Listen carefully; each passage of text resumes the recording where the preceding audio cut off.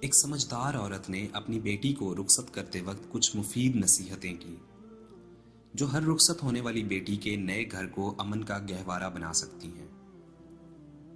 اے بیٹی، تو ایک دوست ماحول اور وطن سے دور اجنبی ماحول میں جا رہی ہے جسے تو جانتی نہیں۔ ایک ایسے ساتھی کے ہاں تجھے جانا ہے جس کے ساتھ تم مانوس نہیں۔ میری چند باتیں یاد رکھنا۔ پہلی بات، اپنے شوہر کے ساتھ قناعت اور سادگی سے زندگی گزارنا، اس کی بات کو غور سے سننا اور اطاعت کرنا، کیونکہ قناعت میں دل کو راحت پہنچتی ہے اور اطاعت و فرما برداری میں خاوند خوش ہوتا ہے۔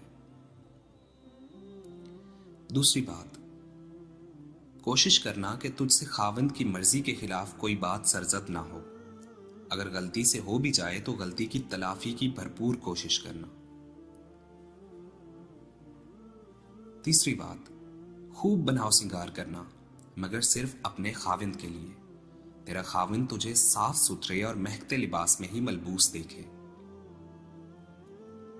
چوتھی بات، اس کے کھانے کے وقت کا خیال رکھنا اور سونے کے وقت بھی اس کے آرام کا خیال رکھنا، کیونکہ بھوک کی شدت ناقابل برداشت ہوتی ہے اور نیند سے اچانک جگانا غصے کا سبب ہوتا ہے۔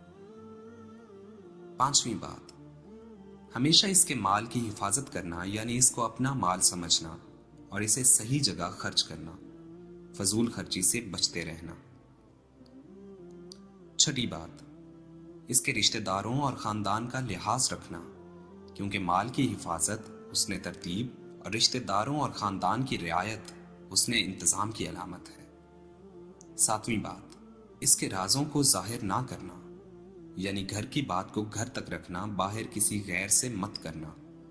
یہ بات تم دونوں میں جدائی کا سبب بن سکتی ہے۔